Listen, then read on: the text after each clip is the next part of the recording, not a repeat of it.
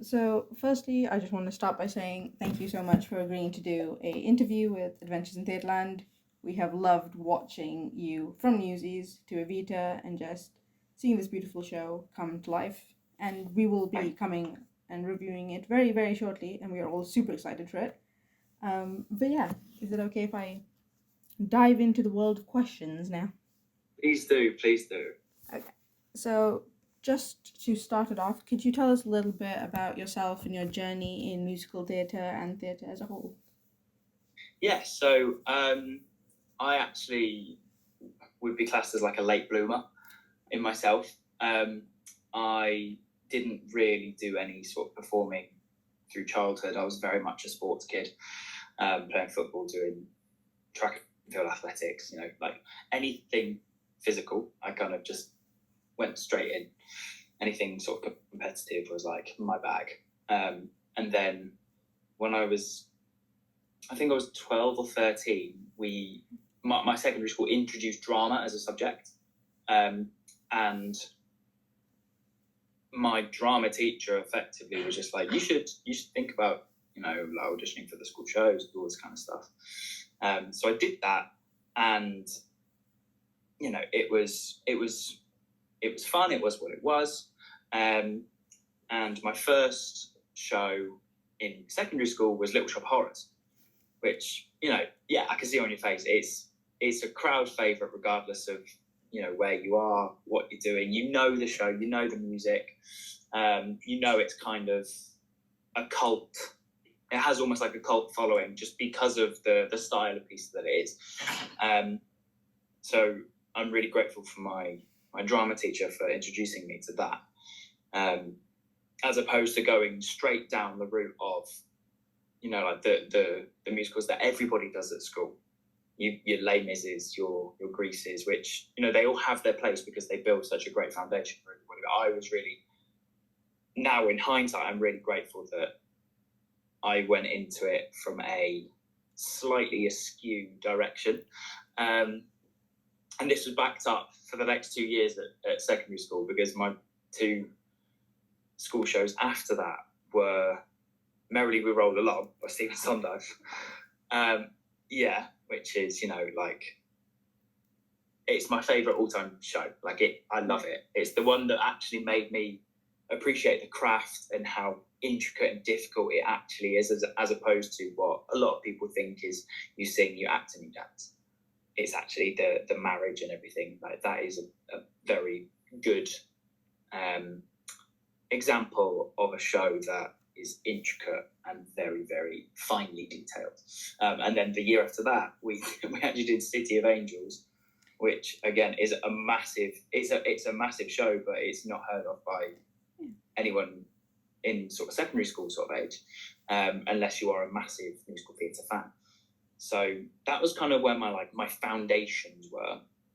And then I kind of thought, you know what, I really enjoy this. I took it as a GCSE, and I then went off to sixth form to do a BTEC in performing arts, as opposed to going and doing A levels. So I kind of, straight off the bat, I went, I like this. I want to do this as a career. So that's where I kind of thrust myself into this world, effectively. And I went to a college called Filton College in Bristol, which is no longer called that. It's now called SGS College. And then I went straight from there. I was very lucky to get into drama school the first year round of auditioning. And I went to Arts Ed in London, which ironically is Andrew Lloyd Webber's school. Ironic for Evita. So yeah, that's kind of my roots in it. And then kind of 3 years of training, and then I've been very, very lucky since then, and been able to work for the past 8-9 years. Yeah. That is incredible. I love also that you were interested in football as a child, and you still managed to continue that through the West End football team. I think that's just absolutely amazing to see. Yeah, there's a big group of us that still love playing football, and obviously with our industry we can't go and play too much in case we get injured or anything. So it's really nice to have a big group of lads that, it's not even lads, it's actually just everybody. Everybody can come and join in, and we can play. And we play against other charity teams, we play against some Sunday league teams, we've actually played against ex-professional footballers. Like, it's crazy. Yeah, it's actually really fun, and we raise money for a really good cause. So, yeah. Also, you mentioned Merrily We Roll Along has been one of the musicals that inspired you. But would you say that's the musical that made you really know that you wanted to be a performer? It's the one that made me realise how much I enjoy it. Oh. Definitely. The one that kind of sparked my interest in it, I think was maybe like 2007, 2008. There was a tour of Cabaret, and that, I think it had Wayne Sleep in it as the MC, and that came to Bristol, and we did a GCSE drama school trip to go up and watch it, and that was kind of the one musical that I went, oh, okay, right, from an audience perspective, I really enjoy this as well. So that's the one that sparked the interest, and then Merrily kind of consolidated and allowed me to enjoy it from both sides. Yeah. So you have played a large variety of roles over the years, from Jacob in Andrew Lloyd Webber's, Joseph in Andrew Lloyd Webber's Joseph, and then obviously the recent Albert in the massive Newsies, and now in Evita. Could you just tell us which role has been your favorite, or like has given you the most so far? This is actually a really difficult question to answer, because each show that I've done has given me something different. It's been looked at from a different perspective. You mentioned Joseph. I did that 2 years running, but the first year I played Issachar, one of the brothers, and then the second year I went back to play as Joseph in the same production, just different casts. So that was a massive learning curve for me to cover Joseph in the first year, but I never went on. So I kind of knew all the material, but then to go back into the rehearsal process and play, the title role is enormous. And that was actually here in Leicester, in Kilworth House. So, full circle moment. So that was a really precious moment for me, to be able to play my sort of first lead. And again, there are other shows that I've been a part of that have been incredibly fulfilling in other aspects. Obviously, you mentioned Newsies, that goes without saying, that was massive for me. Also, I've done things like Addams Family, where I did the tour of that, the first tour, which was incredibly fulfilling just as an overall experience. Like, everybody in the company just gelled, and I'd never had that before, where like everybody, like there was not a single person that didn't get on. And the show itself was genius. I love the music, I love the script. It's Addams Family, so everybody knows it, but you don't get to actually relate to these characters as people until you see this show, and it's actually incredibly heartwarming to watch this show. So to even be a part of that was incredible. And then, obviously we've spoken about Newsies. That was incredibly fulfilling. There was also Anything Goes, which for me personally, I found Anything Goes was a massive learning curve more than anything, because I am the first to admit I'm not the strongest tap dancer, but that show is quite heavy on the tap dance, so I found that incredibly nurturing, actually, to be able to go through this whole process. And this was still whilst we were having quite severe bouts of COVID going around. So literally day 3 of rehearsals, I was signed off work with COVID for 10 days. And then I had to come in on week 3 and learn the whole show that had been set. And me not being a natural tap dancer, I was literally there, like, brain was fried. It was overwhelming, to say the least. But yeah, I hope that answers your question. I said that I went into a lot more depth than I thought it would. No, that was actually really helpful, so thank you. So you are starring in a new adaptation of a beloved musical. How was the process? Was it quite collaborative? Like, did you all get to give a good input? Or was it quite structured? It was So, very collaborative, actually. From day one, we were told that it's a very stripped back version, and I'm sure now that the small bits of videos and stuff have come out of the bowels and stuff, you can see the set. It's quite open. It's almost like just a big black box, which is really, it's genius because it's both exposing, but also really it hones in on certain aspects because you just use lighting so effectively to pinpoint where you want to focus. So in the rehearsal room, we didn't really fully understand the exposure side of it. We thought, okay, so I mean, as I'm sure everybody watching will know that when you're in a rehearsal room, it's very different to being on stage. You don't get the full picture. So we're in this room that I'm in right now, rehearsing the show, and you can see everything at all times because the lights are on. But as soon as you get into this dark theatre with virtually an open space, and just these massive trusses in the four corners, you kind of go, oh, we have a lot of stuff to fill.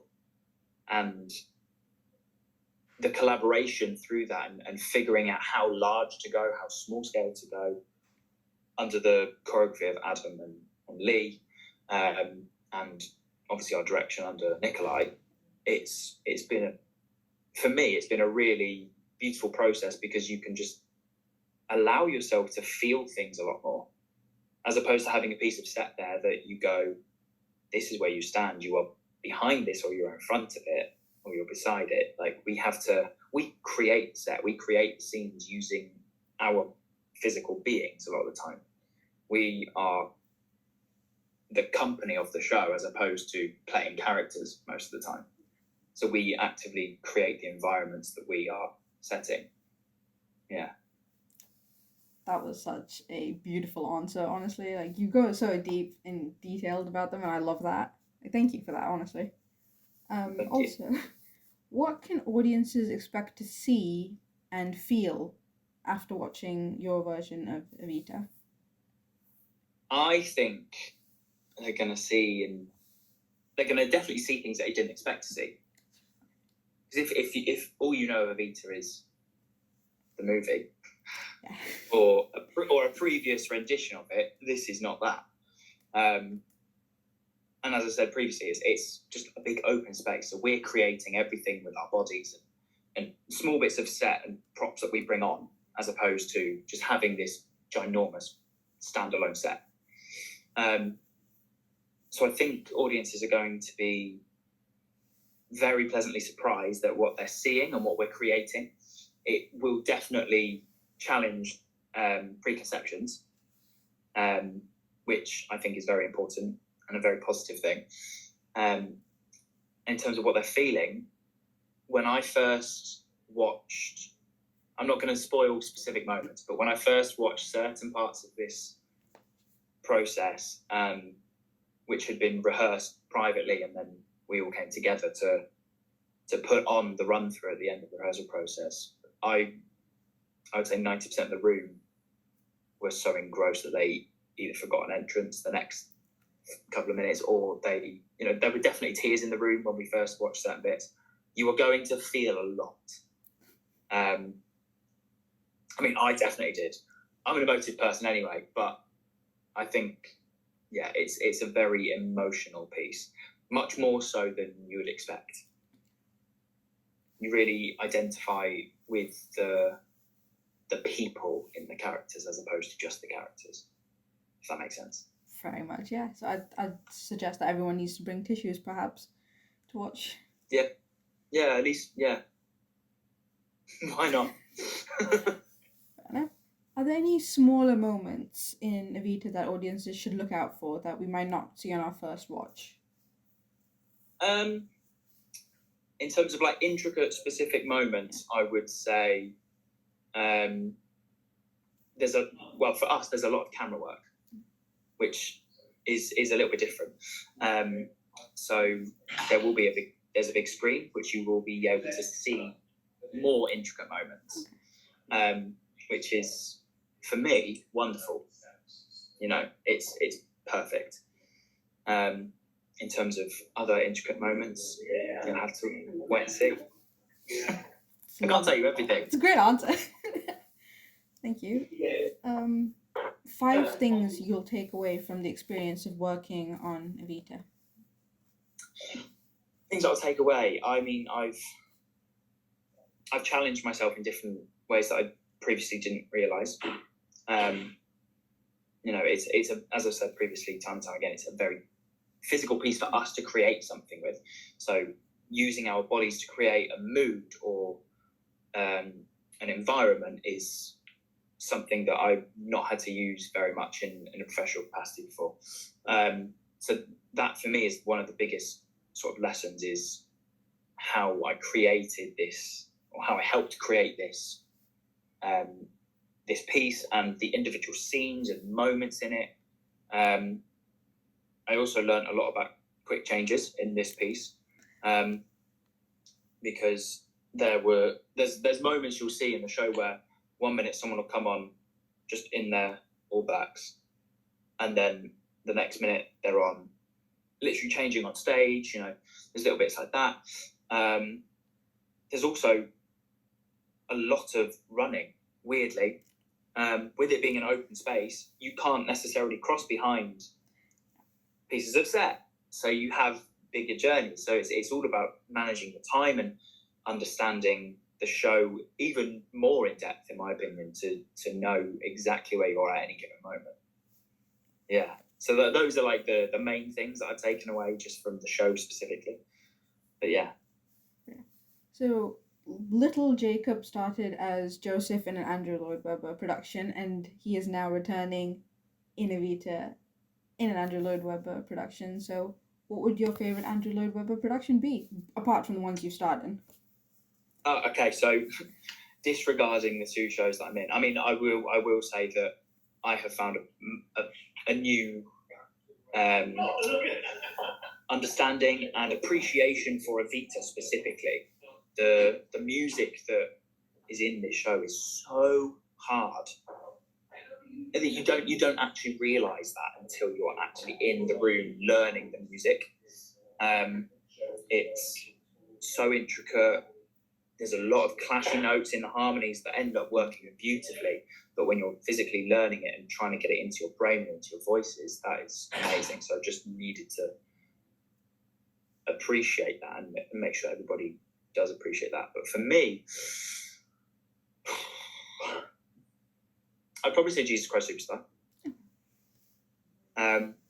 Which, I mean, we've got Tyrone Huntley. He's amazing. Yeah. Jesus Christ Superstar for me is a show that I really want to do at some point in my life. Whether I'm 30, whether I'm 40, I don't care. It's just, yeah, definitely that. What advice would you give to aspiring or young performers, actors, or people just wanting to break into the industry? Okay, so I actually get asked this question quite a lot, and my answers are usually quite similar, because it's a very important thing, is to allow yourself to fail, allow yourself to be yourself. And this is why you go to drama, is because you love it, right? You go to performing arts schools because you love it. You wouldn't do this industry for any other reason. So you have to allow yourself to fail, because that is where you actually learn the most about your craft.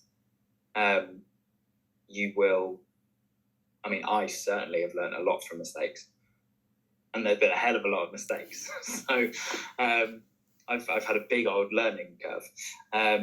But being yourself is the biggest flex you could actually have, is because nobody else can do you as well as you. Yeah. That was beautiful. That was so... that is a brilliant answer. I can tell you've honed that and really thought about it. And a fun little one, because I will not let anything go by without bringing newsies up. Can you give us an Evita inspired headline? Okay. Off the cuff, right.